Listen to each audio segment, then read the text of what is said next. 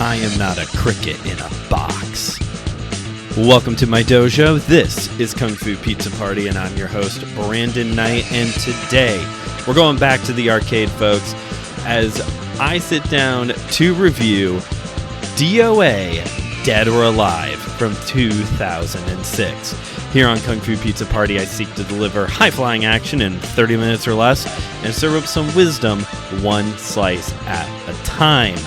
All throughout this year, we're going to the arcade. First, to get excited for Mortal Kombat 2, and soon, starting to turn our attention towards Street Fighter with the reboot coming out in October.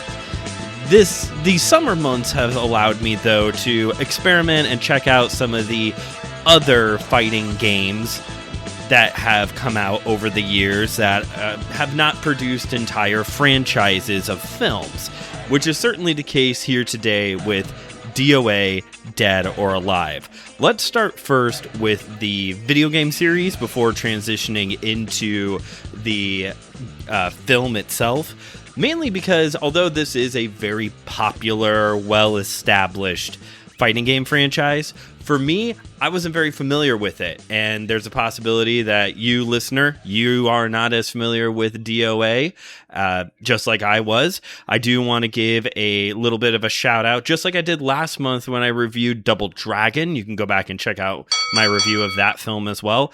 I did spend some time with one of my favorite YouTubers, well, not literally, I wish, watching a Matt McMuscles video. He has a video series called What Happened. I watched the DOA movie, then I checked out this video to kind of fill in some gaps for me, and been doing a good amount of research, and I feel ready to talk about Dead or Alive.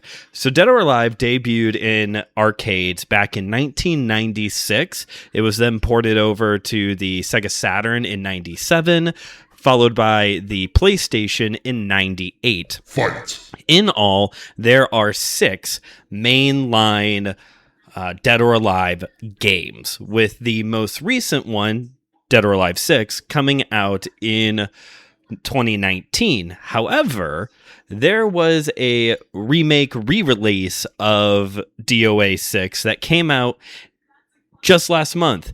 Actually, it came out just right about the same time, coincidentally, to when TJ Blackwell was on the show to talk about Ninja Gaiden, a additional series developed also by Team Ninja that does DOA, that is a part of the Dead or Alive universe. The main protagonist of Ninja Gaiden, Ryu Hayabusa, does show up in Dead or Alive at various points. So good on me to kind of get a little bit of a be very timely on accident. Dead or Alive 2 and 3 are considered to be the best games within the franchise, and DOA 2 is actually considered to be one of the greatest fighting games, period, putting it on par with games like Tekken 3, anything but Mortal Kombat 1, and Street Fighter 4. Now, there's one key factor, talking about the contemporaries to DOA, there's one key factor that makes Dead or Alive stand out and distinct from its competitors, and it's the fact that it revolves around a woman, Princess Kasumi. Princess Kasumi is a ninja princess. And don't get me wrong, other fighting game franchises have very strong characters. Like I said a couple months ago, Katana is wonderful in Mortal Kombat 2. She's like the best part of that movie. On the Street Fighter side of things, you have Cammy and Kung Lee. Like, there are strong female characters. Don't get me wrong, not trying to make it that big of a deal about it, but it is really cool to see in what is usually more of a sausage fest, the fighting game franchise. It is cool to see Dead or Alive stand out this way as being a game that has a female protagonist at its center, and its roster is predominantly female characters. With that, Dead or Alive, some of you know where this is going, though it is, on the one hand, very inclusive and maybe it, like I said, stands out among the sausage fest. It's feminist, whatever you may say. The plot of the series is pretty simple. There's not as much lore as, let's say, Mortal Kombat that Joe Day and I spent a combined 2 hours working through. Dead or Alive is a little bit more straightforward, and again, making it a little bit distinct from its competitors, a little bit more grounded. There is some ninja magic and shenanigans, but it's a little bit more tech focused, because Dead or Alive is a annual martial art tournament that brings the best fighters of their styles together to compete against each other for a cash prize. It's being ran by a tech industry giant. Big Tech is running an illegal underground fight club, and I think we all know that is actually more than likely happening in the real world. None of us would be shocked if one day there was a news story that broke that Mark Zuckerberg has been running essentially DOA in his basement while he's smoking meats. Wasn't that going to be a thing at one point too? Wasn't he going to fight somebody in the Coliseum? Wasn't it going to be like one of the other guys, Elon Musk, Jeff Bezos, and it was going to be live streamed on X or something like that, something ridiculous. The point is, if a tech industry is running a fight club, that's a big red flag as to who the real bad guys are in the story. Now, when you do have a very financially successful franchise, you look for ways to continue to be very financially successful.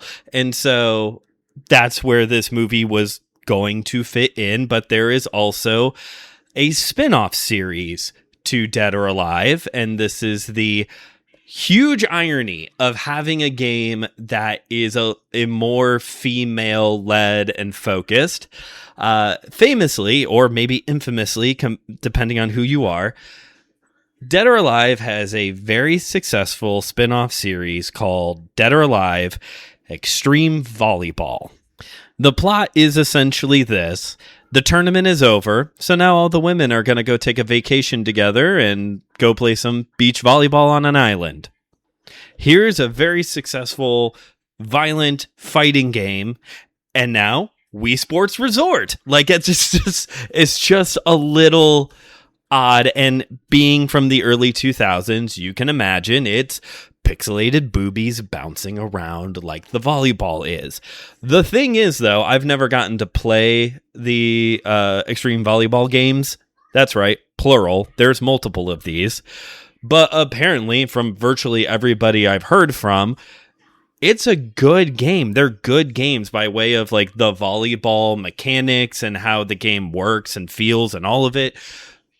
DOA Extreme Volleyball is apparently a very good game within that genre as well. So this is like the extreme irony of this franchise, that on the one hand, you can maybe sit back and celebrate it as like, hey, look at this like representation and inclusivity and all this kind of stuff, while also it's simultaneously clearly trying to have an audience that it's trying to appeal to.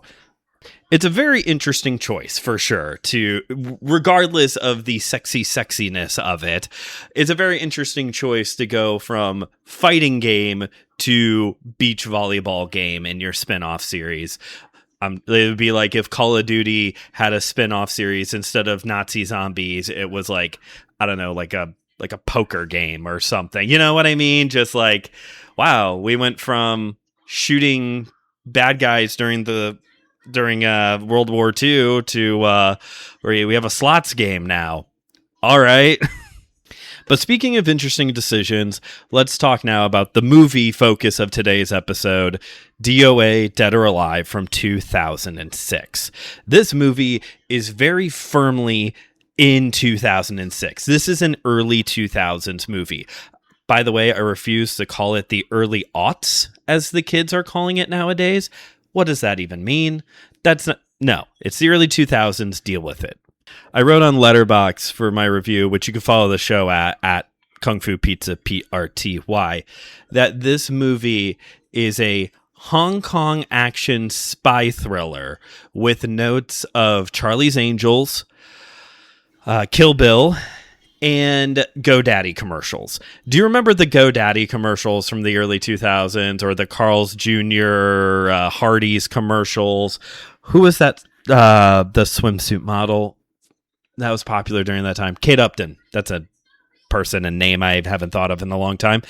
It's the movie is a lot of that. Okay, it's like the sexiness. I'm going to say that a lot. The sexiness, just like how they say DOA or Dead or Alive a lot in this movie, or it's written on the screen. They make sure that you know what movie you are watching. Damn it.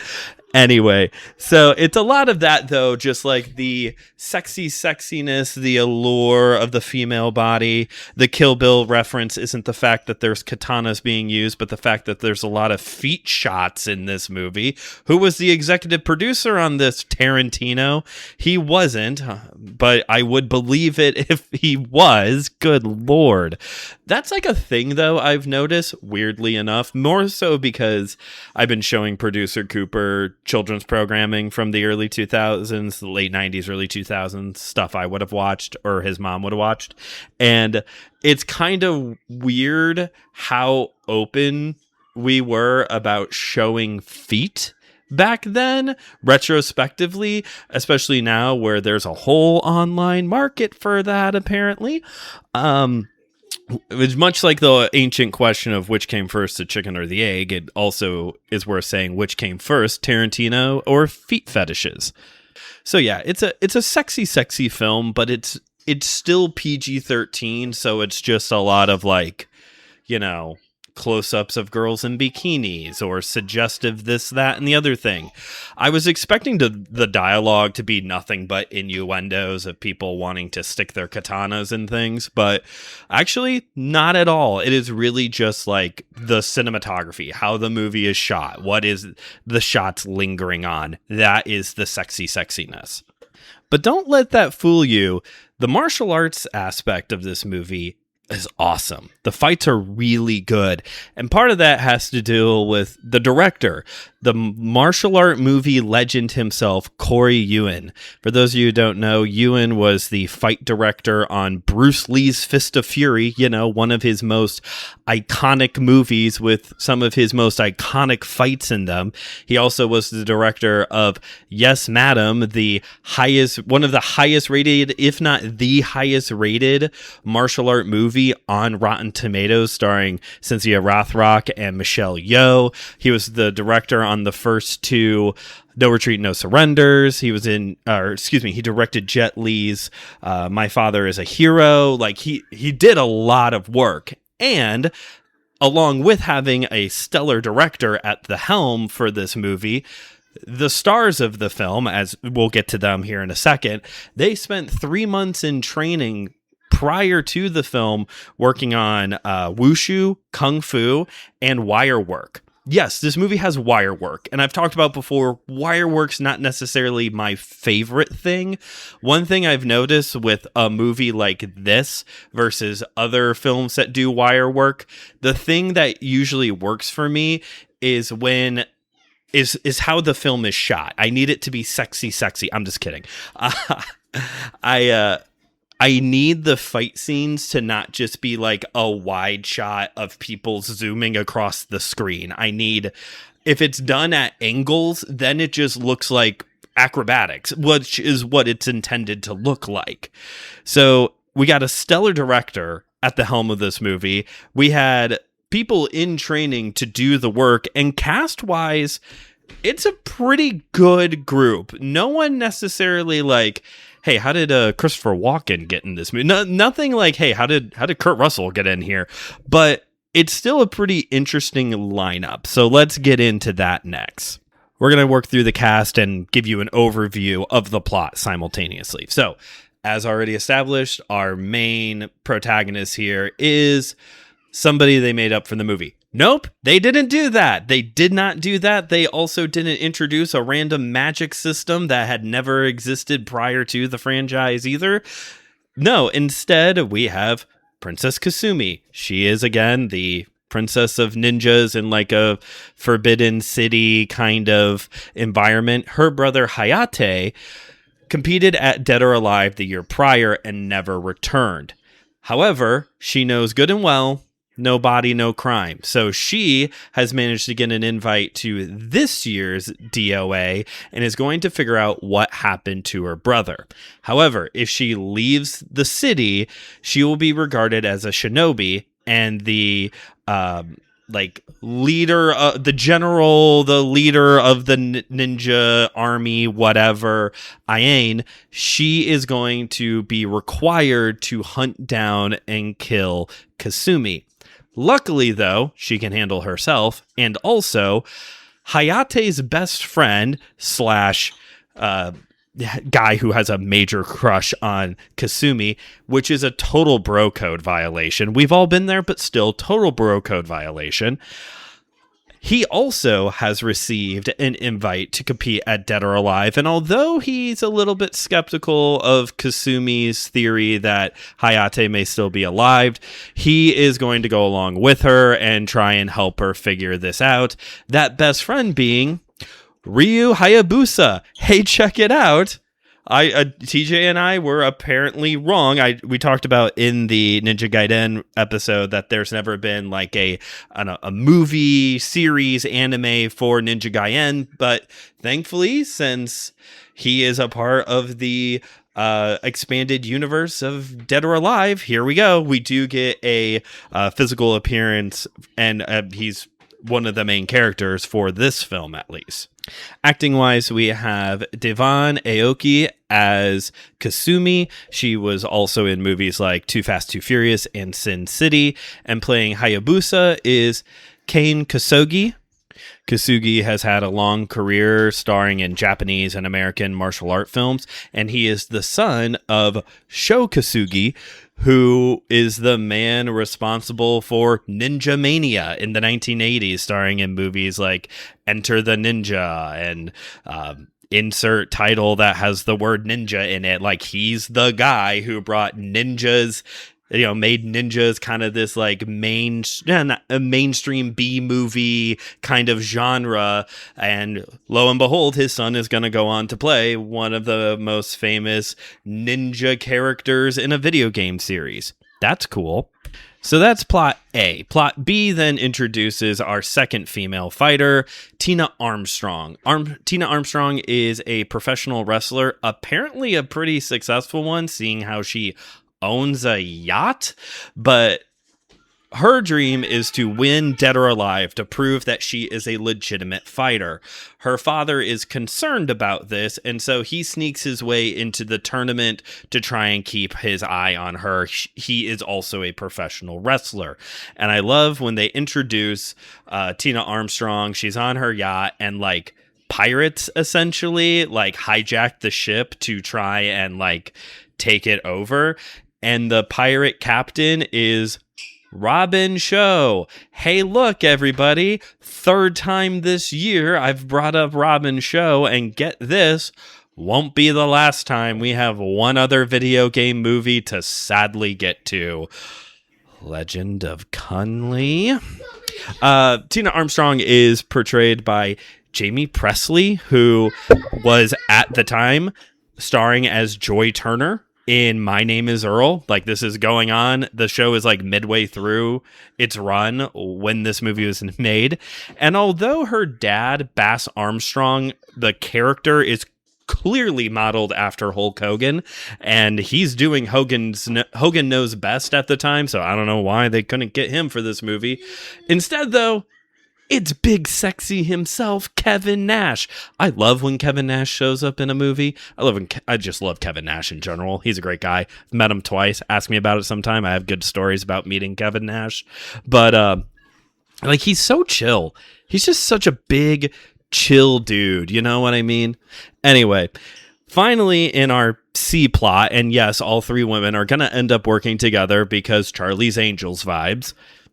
Finally, we have Christy. Christy is a professional thief, assassin, and hit woman. She does all those things. And so naturally, you can imagine what her motivation is. Let's rob the tournament. That's her plan. Her and her partner, Max, who is just there to womanize. That's it. They are going to rob the tournament. That's plot C. She's played by Holly Valance, who at the time was a big star in Australian soap operas. Cool. She also had a music career. Currently, she spends her time raising money for MAGA. So that's a bummer. She does, however, have one of the most well-shot fight scenes I've ever seen.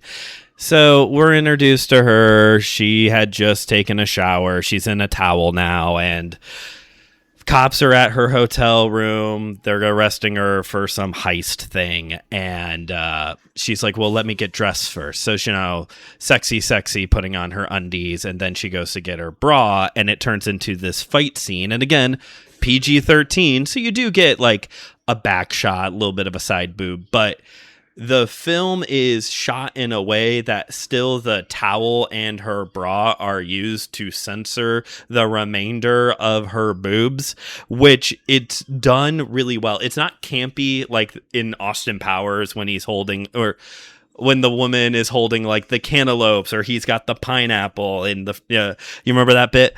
Like, it's not that. It's like genuinely angled so that way she is concealed but still using her environment as a weapon. It's genuine. It's laughable, but also like just a touch impressive at the same time.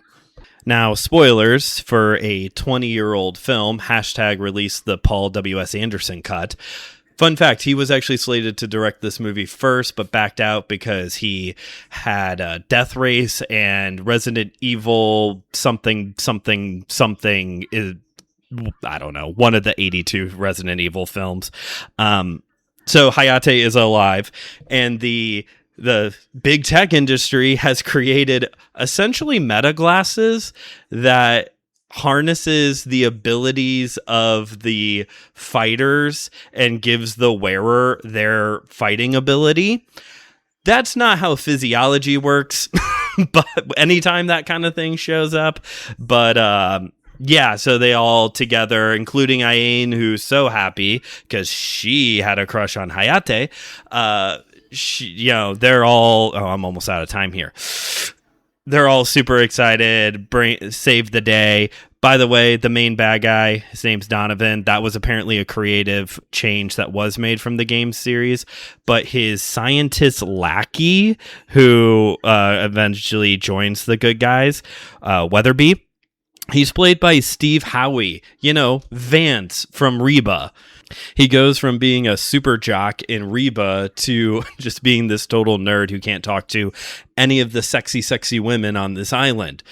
Speaking of women on an island, yeah, there's a volleyball scene in this movie. You didn't think they were going to get through this without there being a volleyball scene, did you? Also, simultaneously to the volleyball scene, there is a stealth mission that Hayabusa goes on, so you get a little bit of everything. You get some volleyball, you get some ninja stealth stuff, you get a lot of good wire work and some like recognizable people throughout this movie. So why is it that I have no recollection of this movie ever existing? And that goes back to the decisions that were made about the movie. The movie itself is fine. It's pretty good. I think the Rotten Tomatoes 30-something% that it has is actually like not even remotely doing this film justice. Like, it's if you can get past, or if you want the nostalgia, either way, of the fact that it's very firmly a 2000s action movie, like, it's a pretty enjoyable ride. I think the biggest critique I have is that it's just under 90 minutes, and it actually probably could have used like 20, 30 more minutes just to kind of flesh out a few things. There were some parts where I feel like we're kind of just skipping around here a little bit, or they never like fully foreshadow exactly what the bad guys are doing. It's just out of nowhere. Now I have meta Ray-Bans that give me superpowers. So then why did DOA, Dead or Alive, only gross $7 million off of a $30 million budget? Bad decisions on distribution. they didn't line anybody up to distribute the movie before it was made, so it just sat around for a while. Thankfully, the Weinstein Company, which is a sentence nobody has ever said before in their life, picked it up, but then they blundered everything up again by doing an international release for a whole year before it came to the States. So this movie didn't even hit stateside until 2007. Then at Comic-Con, it was supposed to get, San Diego was supposed to get this big panel, screening, all this. Pulled the plug on that. Dimension Films pulled the plug on that for unforeseen reasons, and instead did no press screenings, only shipped the movie to 500 theaters, which makes it technically a limited release, and then got pulled from those 500 theaters 3 weeks later. If Dimensions would have actually put some effort into it, could DOA have been a financial success? The production team sure does think it would have been a financial success. $6 of the $7 million came from international audience. So even within the limited run that it had, it still did okay for itself. So would I watch DOA Dead or Alive again? Actually, I would. Like I said, if you can get past the 2000s-ness of it, I think it's actually, I was surprised how much I enjoyed this film for what it is. I don't think it's so bad it's good. It's not a hidden gem. It might be a movie that's slept on, and you could very easily get your hands on it. It's, Pluto TV, it's on all of them. Pluto TV, Fossum, Roku. I watched it on Tubi. Would I own a physical media copy of it? I'd own a poster of it, that's for sure. Am I right, fellas? And some of the ladies, am I right? No, but seriously, would I own a physical media copy of it? Maybe. I think if I could definitely see me trying to track it down if I was, gonna see one of these people at a Comic-Con. Not Holly Valance or whatever her name is, not her, but raise your MAGA money somewhere else. MAGA and the Weinsteins all in the same episode. Aren't you so happy you tuned in? I got to get out of here. Thanks for listening to today's episode. If you haven't yet already, please rate and review the show wherever you get your podcasts. Pass this episode along to a friend.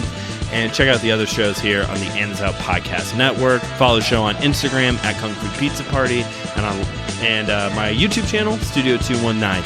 This has been Kung Fu Pizza Party, where I've delivered high-flying action in 30 minutes or less and served with some wisdom, one slice at a time.